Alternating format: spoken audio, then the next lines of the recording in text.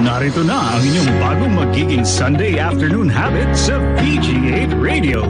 It's ang oras ng inspiration, motivation at empowerment sa makabagong paaralan ng buhay sa online world. Entrep Radio Online. Invest early in life and be an entrepreneur. Ito ang susi sa inyong tagumpay. Matuto ng mga tips, techniques at best practices sa pagsisimula ng negosyo. Entrep Radio Online.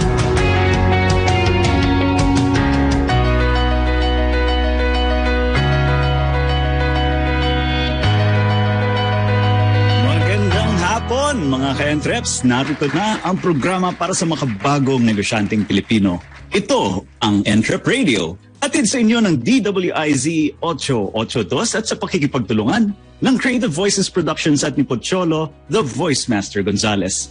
Makakasama niyo kami tuwing linggo, alas 2 hanggang alas 3 ng hapon para sa usapang punong-puno ng kaalaman sa pagsisimula ng inyong pangkabuhayan.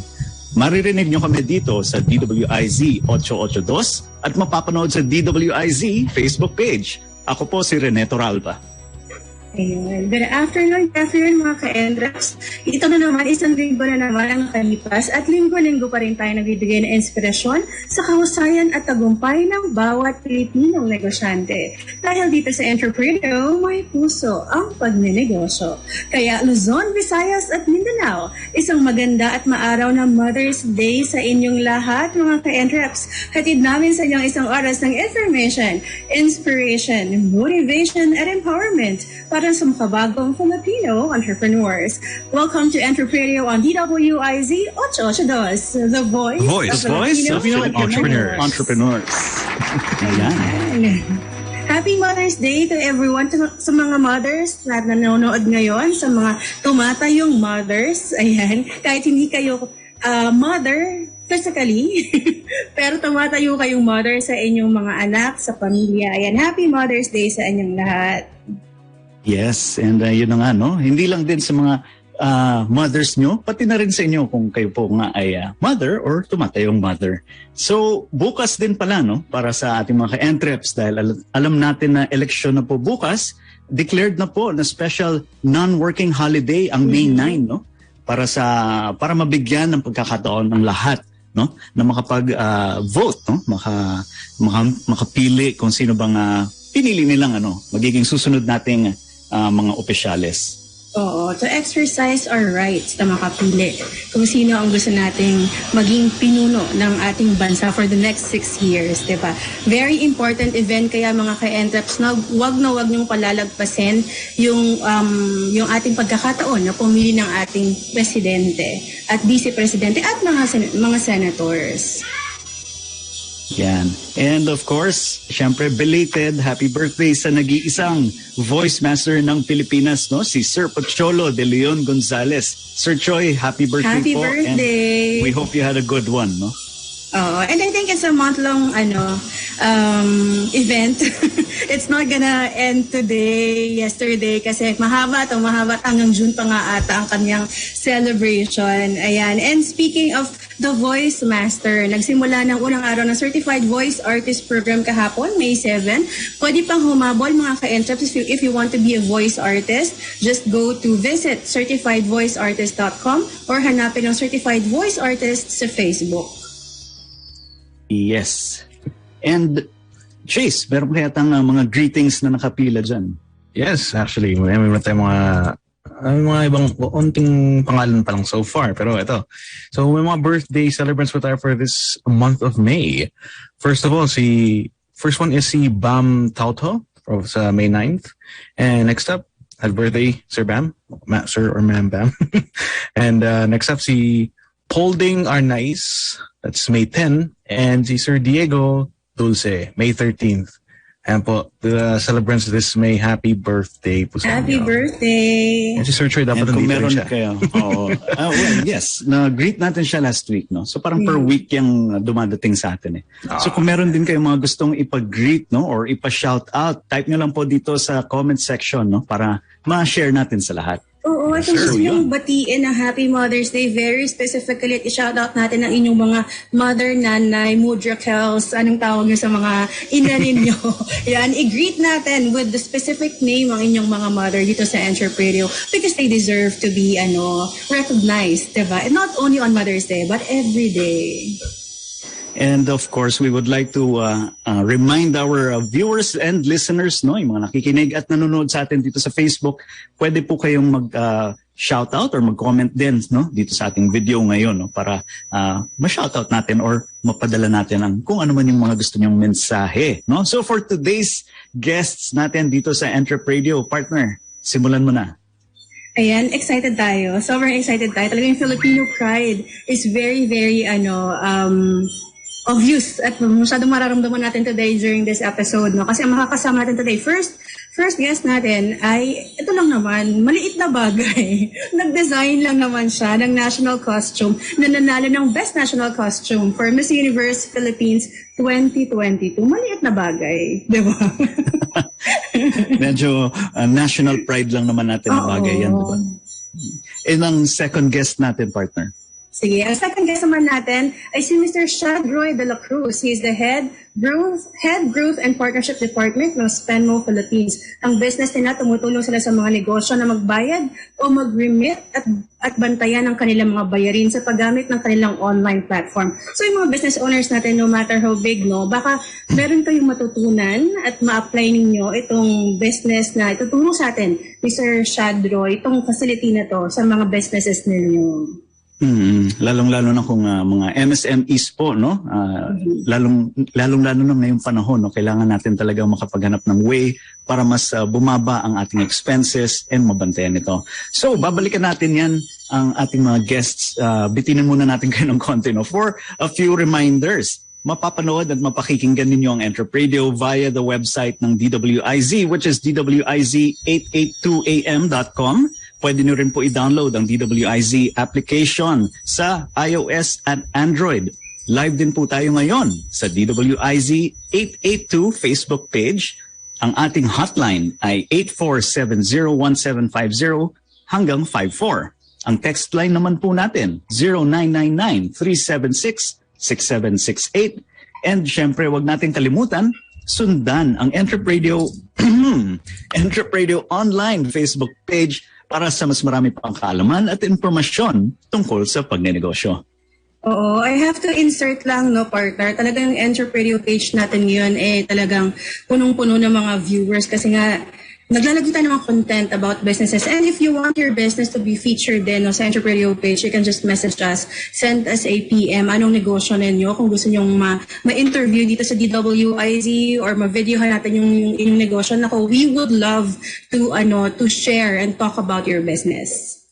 Oh, lalong-lalo na kung meron kayong mga challenges and successes. Anong ginawa nyo para nakapag-survive kayo during the pandemic? And maybe we can help others din. Makatulong tayo sa ating mga ka-entreps, no? Lalong-lalo na yung mga nahihirapan mag-recover ng pagdaan nitong pandemic. Like and follow ng mga ka-entreps. Yeah, so also mga ka-entreps, as mentioned before, ito po meron po tayong Certified Voice Artist Program and Batch 13 nagsimula na po ng May 7, just yesterday, as mentioned. So if you want to join in, ito po, just visit fb.com/certifiedvoiceartist. That's fb.com/certifiedvoiceartist. And yan, syempre nasimulan na ni Mr. Steven Chase Lemon and balikan natin siya ngayon para sa kanyang Entrepedia tip number 1. Yes. Nalayo ako sobra. Yan, mga ka-entreps, welcome back to our Entrepedia every week. Yan. So, ito po ang ating ito po ang Entrepedia tips natin for this episode, which is budgeting. So, ito po ang 3 tips para sa pag-budget sa negosyo. Entrepedia tip number 1, pag-aralan at suriin ang income ng negosyo. Alamin natin kung saan at paano pumapasok ang pera sa negosyo natin. Mula dito, malalaman natin kung magkano ang babawasan natin para sa gastusin o overhead at mapapaghandaan natin ang mga susunod pang gastusin sa mga future months. Ayan po. So, yan po ang ating Entrepedia tip number 1. Meron po tayong 2 tips sa parating mga ka-entreps during this episode. Kaya tandaan po natin, pag-aralan at suriin ang income ng negosyo. Back to you guys. Yes. Thank you very much, Mr. Stephen Chase Lemon, our Mr. Entrepedia, no? Para pag-share ng ating Entrepedia tip. Thank you. Partner. Ayan, ito na nga. Ito na nga, pagkatapos natin marinig yung tip ni Chase, no? Ito na nga. Sir, I think si Sir Urjan ba nandito na? Mukhang wala pa si Sir Urjan. Pero, nandito na po ang ating second guest dapat, no? Si Sir Shad. So, simulan na lang natin sa kanya para tuloy-tuloy ang ating show ngayon. Ayan, sige. So Chase, maybe you can do the introductions kay Sir Shad. Sir Shad, hi, good afternoon. Hi, good afternoon. Hello everyone. Thanks for having me here. Hi, Sir Chad. Yan. Welcome to Entrep Radio. So, sige, ako na lang muna, no? Mukhang hindi pa ready si Sir Chase. So, ang ating guest for today, siya po ang head ng Growth and Partnerships Department sa Spenmo, Philippines. No? This is the go-to payment software that offers a seamless and magical, no? Accounts payable experience para sa mga MSMEs natin. Siya po ay isang former developer relations and program manager, no, sa Google. Siya rin po ay continuously na nagsusupport sa mga efforts na pag-build ng impact, no, para sa developer ecosystem sa Philippines and sa Southeast Asia region. Also, he has the expertise on web development, tech sales, growth hacking. Yan, no? Growth hacking, maganda yan. And data analysis, which allows him to leverage his skills to help businesses scale through digital transformation. So, mga ka-Entreps, welcome po natin si Sir Shad Roy de la Cruz. Yeah, thank you, Ren, for that introduction. Really glad to be here as well.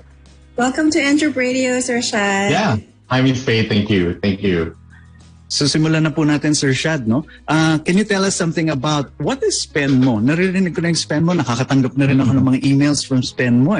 Pero sabi ko, ano ba ang Spenmo? Ano bang ginagawa nito? And paano ba ito makakatulong sa ating mga MSMEs, no? Mga ka-entreps natin?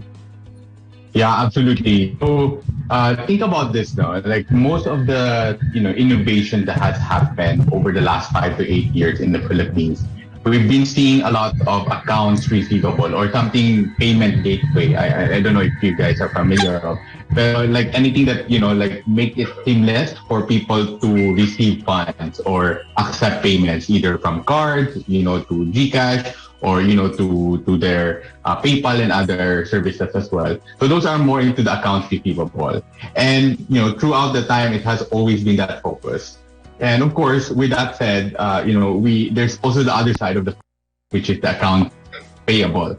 These are the expenses. These are the spending of every businesses. And this is where Spenmo comes in and says, like, I think it's time to really innovate this space and help MSMEs or, businesses across actually a wide spectrum of any industry that really needs to innovate those expense management. So most of the time when we see expense, everything is manual. We have to record the receipt, the invoice, and consolidate everything. But with Spenmo, our platform itself has solutions that can make it a lot easier for business owners to keep track of every expense that goes out of their business, so that by the end of every month they're at peace of saan pumunta, sino yung spend and everything.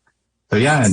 So Sir Shad, sino yung mga dapat gumagamit ng Spenmo? Anong klaseng negosyo dapat sila? Kasi we have criteria, we have micro, small, medium enterprise, and the big corporation. Sino dapat ang gumagamit ng Spenmo? Yeah, really, really good question, Ms. Faith. No?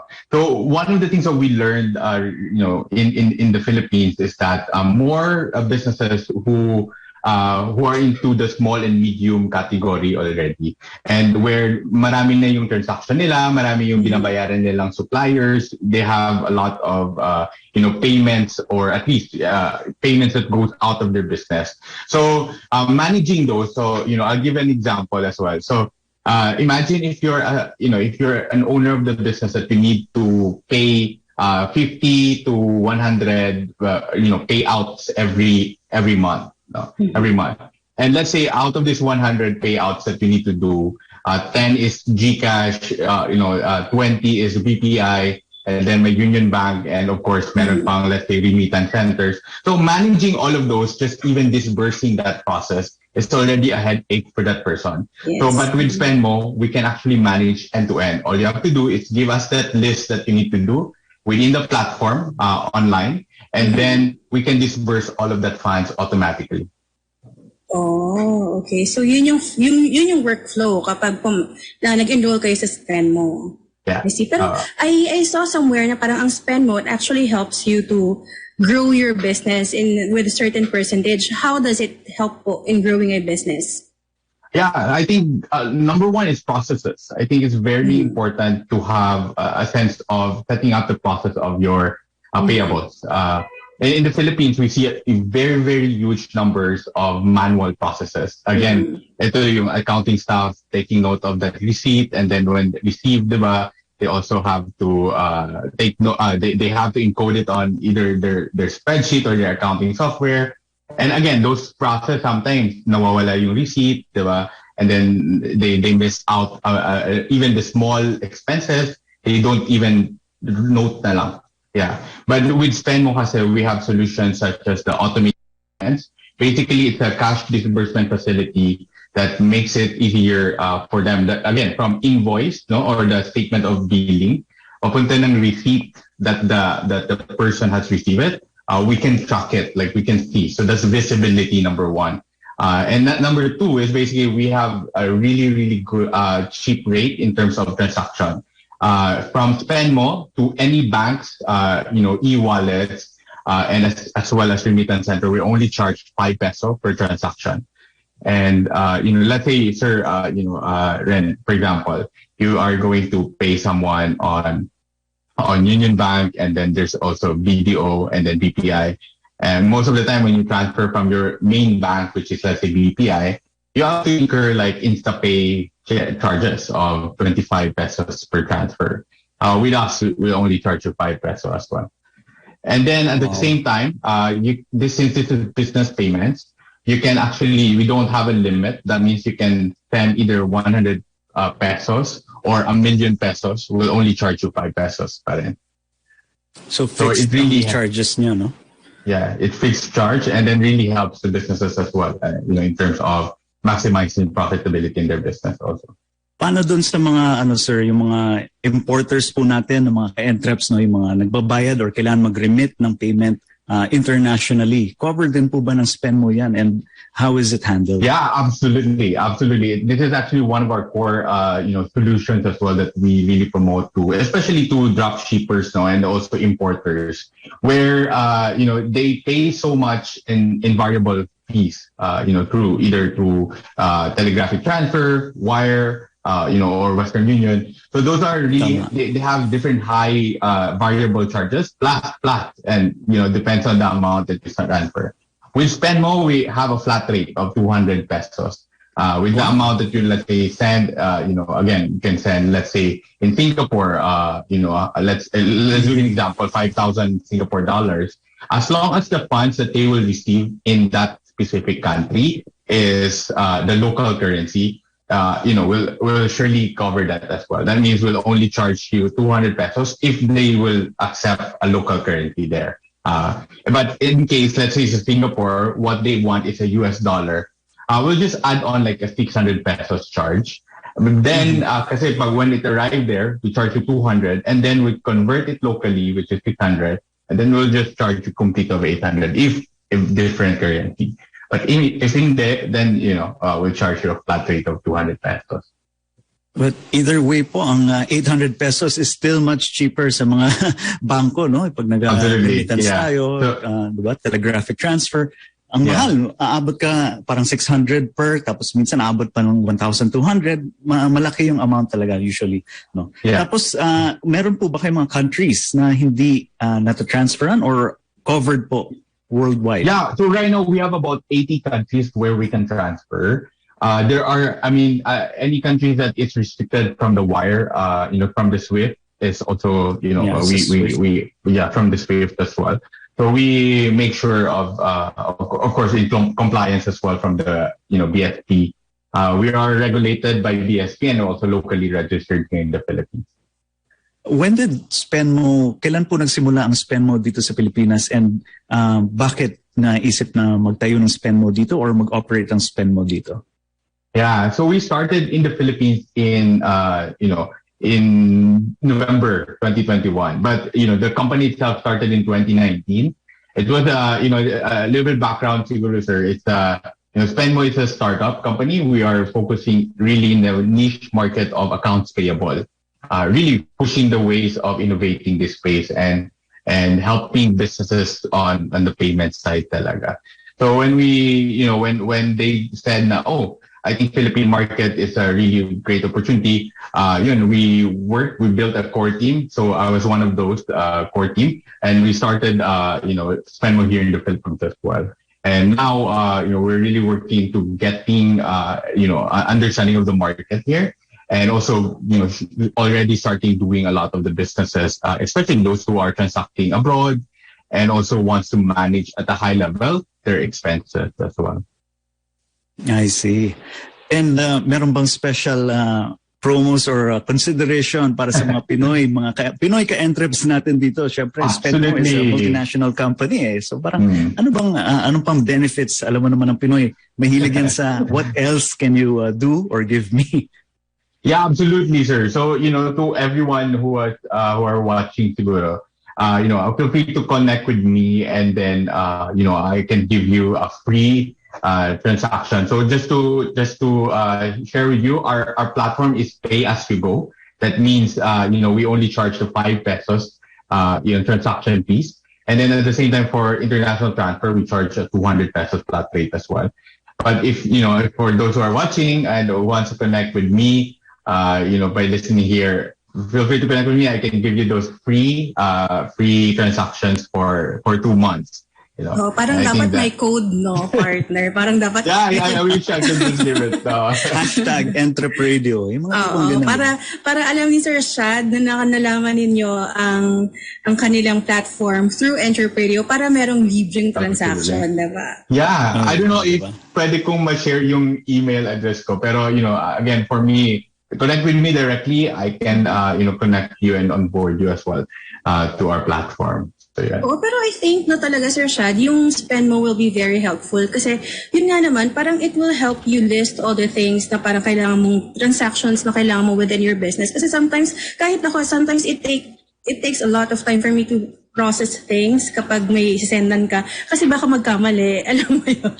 At least ngayon, medyo automated na. Parang, di ba, you have a list na parang you can do on a regular basis. Kasi parang hirap-hirap. Mamaya, magkamali ka lang ng isang digit, nako, patay. Diba? Yes, correct. So think about this as well. Our platform can actually scan documents. We can, if you give us like that SOA or SOA or bill mo, let's say sa Meralco, the water bill that you have, we can scan it and we even pay that for you as well. Other services that we can cover is payment in BIR. A lot of our accounting partners as well are really utilizing our tool to pay bulk payments to BIR and as well as SSS. So later on, hopefully, once we have, as I mentioned, we launched in November. Actually, we started the business talaga December na and really starting to find ways and how to integrate it more locally here in the Philippines. Yun, no? Very useful. Nakikita ko na kami kasi importer kami, so talaga nakikita ko yung ang laki ng kagad ng savings, no? If we try this and if we use this, no? Syempre lalong-lalo na may freebies pa po tayo. Yeah. Sure. Okay. Sir Shad, meron po ba kayong mga final tips po para sa ating mga entreps about how they run their business and how Spenmo can help? Yeah, absolutely. I think, from the very core, we believe that visibility is a very important factor in the business. And of course, our solutions are very helpful in making sure you see end-to-end everything that goes out of your business. And, by using Spenmo, it will really help you in making sure, the assets and basically the most important values of your business are being recorded and tracked as well. Just to also highlight here, we also have a solution called the smart cards. Basically, these smart cards are ways where, instead of giving them a petty cash, let's say for your employees, you can give this card as an alternative where they can use it for any business spending, and anything that they spend using that card is automatically tracked in the dashboard as well. So, just for all the businesses who are watching, feel free to connect with us, with me as well, to learn more about how we can, help and help improve your process in terms of accounts payable. Thank you. Wow, no, para may corporate card ka na kagad, no? Pero this works like a debit card, diba? So, absolutely, walang yes. utang-utang, bawas kagad. Tama naman, kasi naka-budget naman yan. Correct. So, yun po, no, mga ka-Entreps. Sige Sir Shad. Yeah, so just want to share as well, later on this year, also releasing our credit line, which can really help a lot of the business as well who wants to, use that for pre-funded na solution as well for those cards. So, yeah. So, Sir Shad, if they want to enroll sa services ng SpendMo, how do we do that? Yeah, so, one thing is that, visit our website, spendmo.ph, feel free to sign up there. And then, then our team will be connecting with you. And if they can mention, like, they learn from Entrep Radio, I think it will be really great. We will credit those freebies that I mentioned as well. Okay. So, yan po, no, mga ka-Entreps, narinig nyo kung paano masilip, paano ba gagamitin ang SpendMo sa inyong negosyo. And I'm sure makakatulong to talaga sa karamihan sa atin. No? So, yan po, no? Sir Shad, thank you very much for joining us here today on Entrep Radio. And I'm sure na-inspire po ang ating mga ka-Entreps.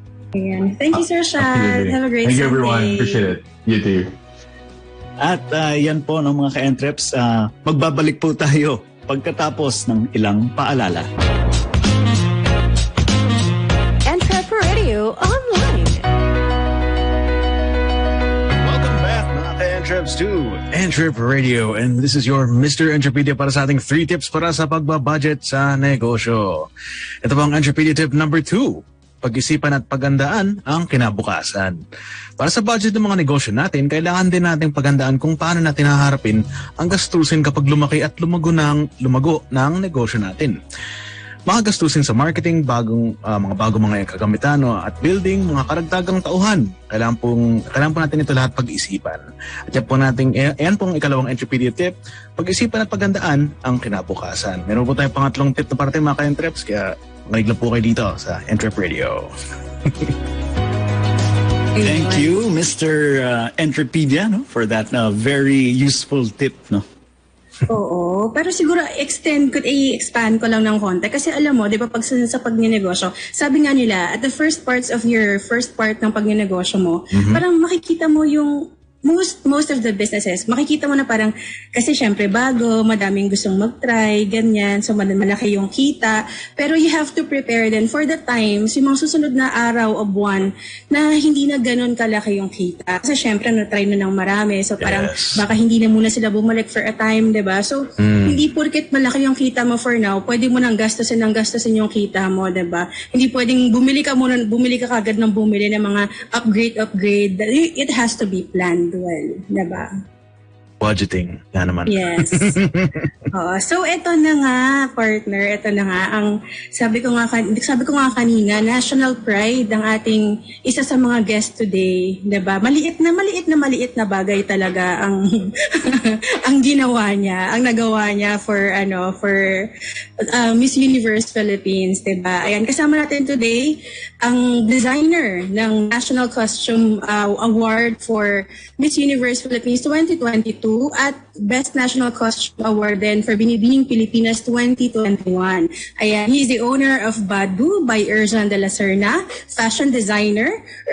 Siya ang fashion designer ng Erjan de la Serna House of Designs. Ayan, let's all welcome Mr. Erjan de la Serna. Ayan. Hello, Sir Erjan. Ayan. Good afternoon, Sir Erjan, and welcome to Entrep Radio. Ayan, I hope you can hear us now. Hello? Yes, we can. Yan, okay. Hi, Sir Erjan. Hi po. Kamusta po kayo? Tanghali po sa lahat. Yan. So Sir Erjan, siguro para din mas makilala pa kayo ng ating mga ka-Entreps, could you tell us something about yourself, no? And ano po ba ang negosyo natin? Okay, I'm Erjan de la Serna. I'm 30 years old. I'm from Nueva Ecija. I am a fashion designer po. So basically, nagde-design and gumagawa po ng damit po for special occasions, more on formal and casuals po. And then, gumagawa din po tayo ng gowns for pageants and for celebrities.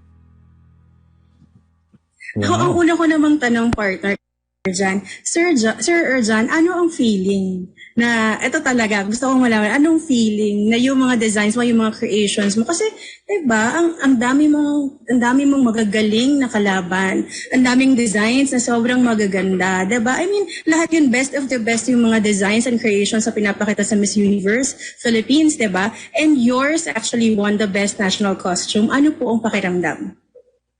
Okay, actually, hindi talaga ako nag-expect ng anything. Pero ginawa namin yung best namin for the costume talaga para doon sa damit. So nakaka-overwhelm lang na napansin nila yung gawa mo, not just once, kasi nalo din tayo sa Binibining Pilipinas last year as Best National Costume din.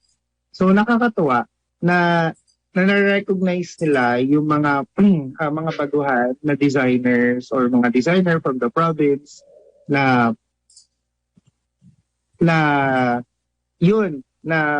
nagkakaroon kami ng chance para mag-take sa national stage. Kaya para sa akin sobrang happy, actually ang tagal nga mag-sink in sa akin eh. Hindi pa doon nagsisink in kay Sir Erjan. And I think pinapakita natin yung video nung nanalo ng Best National Costume for this year. Ito yung sinuot ni Miss Albay. Yes po. Kasi siguro po, you can tell us a bit kung saan po nanggaling yung inspiration, bakit ito yung design na ginawa ninyo. Okay. The inspiration is the candidate herself, si Julia Sobey. Kasi si Julia is mahilig sa martial arts, then nag-stunt woman siya, and then mahilig din siya sa taekwondo and everything. So siya yung una kong naging inspiration. Dapat kasi pag gumagawa ng costume is something na dapat maipo-project ng maayos ng candidate para mas madali niyang dalhin sa stage or sa kung saan man siya gagamitin. And ang naging isa sa mga inspiration ko dito is sa Halia, the lunar moon goddess of Albay mythology or Bicol mythology, and of course Raya, and meron din siyang touch ng Mayon volcano, yung hat niya, so hand-painted yon na texture ng Mayon volcano since siya ay from Albay. And then for the fabrics, ang theme kasi for this year's Miss Universe Philippines National Costume Competition is Habi, the weaves, indigenous weaves ng Philippines. Kaya yun, gumamit ako ng 4 na klase ng fabric for Julia's costume. I see. Very ang talaga pag sinabi mo kasi designer, usually talaga ima-match yan sa personality or kung ano yung mga preference nung dinedesignan. No? So talagang when you see kumbaga, ano yung kinalabasan niya, talagang wow, no? Award-winning level talaga po siya. So Sir Erjan, nung nagsimula po ba kayo, no, na maggawa nito, how long was it ago pala? Yun na lang ang tanongin natin. Gaano na po kayo katagal na nag-design? Yes.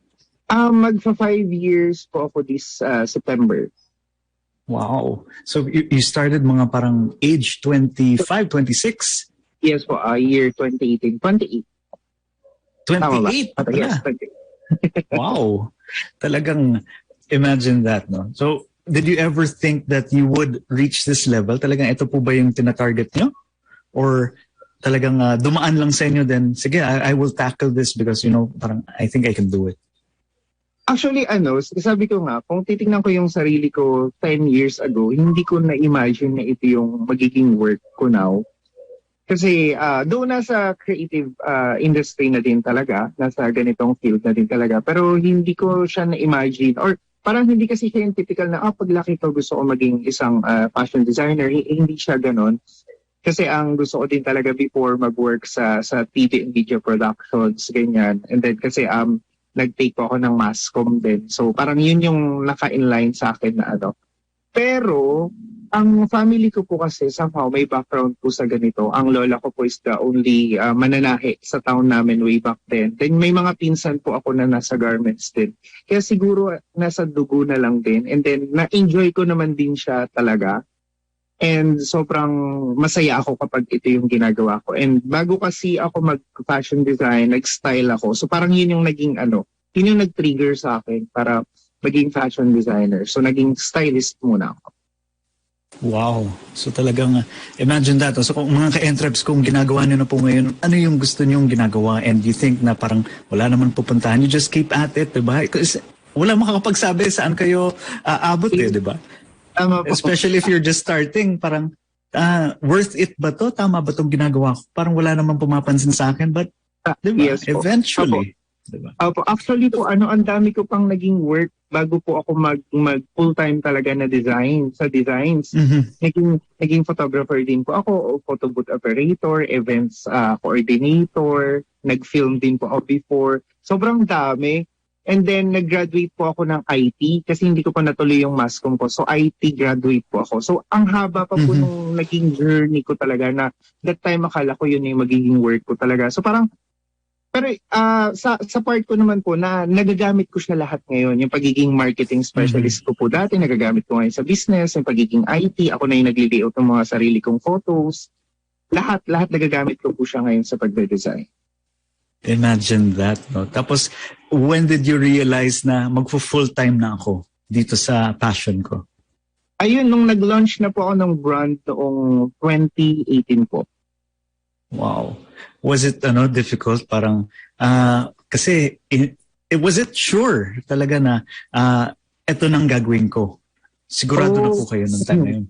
Opo, kasi parang hindi mo kasi alam kung may magiging clients ka, ganyan. Though, since nanggaling ako sa events, may mga clients po akong konti na nagtitiwala po sa akin. So, yun din yung nagamit ko pampaaral ko sa fashion school. Ako din po kasi yung nag-finance po ng study ko for the fashion school. And natuwa naman ako na yun. Kasi siguro kapag gusto mo or mahal mo yung ginagawa mo, yun na yung mismo magma-market eh. Yung gawa mo na mismo yung magma-market. Kasi sa totoo lang po wala akong marketing team. Talagang ako lang yung nagpo-post, ganyan. Ang naggagawa na po ng market, ang nagma-market na po for me is yung mga client ko na din mismo. So parang word of mouth and reference na, which is the best kind, diba, of marketing. Libre na and ang laki ng tiwala eh. Yes. So during the pandemic po, Sir Erjan, kamusta naman po ang naging negosyo natin nung tumama ang March 2020? Okay, honestly, nung nag-pandemic, nung March, marami po akong mga pending na weddings na clients na sabi ko, sige, baka after pandemic na lang. Kasi nasa isip ko nun, parang 1 month lang naman siguro tong pandemic. So, hindi ko siya, hindi namin tinapos. Meron lang, ang savings po sa bangko, medyo maliit lang that time. Kasi nga, sabi ko, baka nga 1 month lang yung pandemic. And then, after 2 weeks po nung lockdown, so, nag-worry na ako kasi parang hindi 1 month lang to. Parang ang tagal nito. Ganyan. So, parang, yung mga kasamaan ko po na mga designer, nagdo-donate na sila ng mga mask, ganyan. So may mga scrap sila na tela. And then one day po, may lumapit po sa akin na friend. Sabi niya, Erjan, pwede ka bang gumawa ng prototype for PPE? Kasi walang PPE ang mga hospitals natin dito sa Nueva Ecija. So nag-try po ako ng isa, na-approve po ng hospital, and the rest is history. So binuhay po ako ng PPE suit during the pandemic and mask. So yun po yung napagkaabalahan namin. Thankful naman ako na hindi po nabakante yung mga mananahi ko, which is importante kasi syempre kahit paano nabigyan ko po sila ng trabaho during pandemic, na nasa bahay lang sila, na hindi masyadong risky. So yun, hindi ko alam kung paano nangyari pero nakapag-produce kami ng libo-libo na PPE suits na ipamahagi namin sa mga hospital kasi may nag-finance na mga private sectors and mga private persons. So yun, ang nangyari, syempre, ang ano doon, nabigyan ko ng kabuhayan yung mga mananahi ko and then ang mga naging balik na nun sa akin is may mga nurse or may mga doktor na naka-receive ng PPE suits namin. Tapos binabalikan ako, tapos sa akin sila nagpapagawa ng wedding gowns, sa akin sila nagpapagawa ng suits for the entire team nila, ng buong clinic, ganyan. So yun, nakakatuwa hanggang ngayon. Kumbaga hanggang ngayon inaani pa rin yung mga ginawa during the pandemic. Sobrang happy ako that time. Kasi kahit pa paano talagang sobrang blessed na hindi tayo nawalan ng work. Nakakatuwa naman yun. Parang nakaka-inspire, no? Na parang from designing mga bonggang outfit, then you start doing PPE dahil sa pandemic, and then bumabalik sa yung mga, yung mga clients. Bumabalik sila as clients na ngayon, yes, di ba? Tapos nakakatuwa po yung mga doktora po na mga fashionable. Talagang nagpapakustomize po sila ng PPE na talagang color blocking, high fashion po ng mga PPE talaga. Wow. Opo, as in talaga. Tapos nagpapagawa sila ng PPE for the entire clinic para sa mga tao po nila. Ayun. Ngayon medyo nag-a-adjust ng camera si Sir Erjan. Actually, gusto ko talaga siyang tanungin. Baka pwede tayong i-tour sa kanyang shop. Di ba? Para makita natin yung ibang creations si Sir Erjan. Opo. Wow. Sige po. Bali, ito po yung nasa likod ko. Ano ko lang po yung camera. Sige po. Ito yata yung sa Binibining Pilipinas, tama po ba? Yes po, ito po yung winning costume po for Binibining Pilipinas. Wala lang po yung trail ng import dress. Pero ito po siya. And then ito po yung isa sa Miss Universe Philippines po last year. Wow. Ano pong theme is Carnival Queen. So ayan po siya. Ayan. And then andito po ang aking working area. Bali ito po yung aking working area. Maliit lang po siya pero dito nagaganap po lahat ng magic po namin. So, ayan. And this one po is for Miss World Philippines naman po. Sir Erjan, paano kayo po nakaabot sa pageantry? Parang ano yung mga una nyong dinesign and how did you get into creating gowns for big pageants like Miss Universe Philippines and Binibining Pilipinas? May nag-approach sa akin. Ang kauna-unahan ko siya nagamitan sa national pageant is sa Binibining Pilipinas po 2019, si Miss La Union. Since nag-specialize din po ako sa indigenous fabrics, kaya po nilapitan po nila ako na gumawa ng costume for Miss La Union. Kasi si Miss La Union that time is Igorota po, from Cordillera talaga, pero ang nire-represent Miss La Union. Then after noon, marami pong nakakita, and then sila na po mismo yung gusto po na magpagawa sa akin. And then ito po, mas lalo pong naging malaking impact nito pong yung kay Nueva Ecija kasi taga dito talaga winner po talaga namin dito sa Nueva Ecija. So siya yung nagtiwala sa akin for her national costume and then eventually nanalo. And then ayun po, mas marami pong opportunities po yung sumunod. Wow. Talagang hindi rin talaga inaasahan yun, no? Kasi parang nakita nila na kayo ang nag-handle lalo na ng mga fabrics natin, no? Yung mga designs natin, kaya umabot din sa inyo. Sir Erjan, if we have some ka-entreps na gusto makipag-in-touch, get in touch with you, no? Or collaborate po with you, maybe you can share with us your contact details. Yes po, ito po yung name ko, Erjan de la Serna. Ito din po ang name po sa Facebook and sa Instagram. Message lang po nila ako. Very active naman po ako na mag-reply po. So yan po mga ka-entreps. Narinig nyo, hanapin nyo na lang po siya sa Facebook, no? Erjan de la Serna. Partner. Oo, siguro before, kasi mabilis lang Sir Erjan dahil mag-wrap up na tayo. Ano pong tips ninyo for yung mga designer, yung mga creative people? Kasi syempre pag nasa creative industry ka, parang lagi nilang sinasabi, walang pera dyan, mahirap mag-compete, diba? Ano yung tip ninyo as a successful designer yourself? Actually, hindi po totoong walang pera. Sobrang laki po ng pera. kung talagang gugustuhin po natin.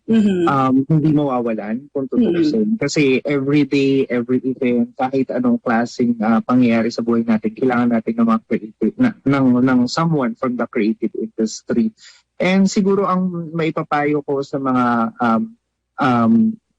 sa mga nasa gustong pumasok sa creative industry, parang yun lang, wag tayong matatakot na sumubok.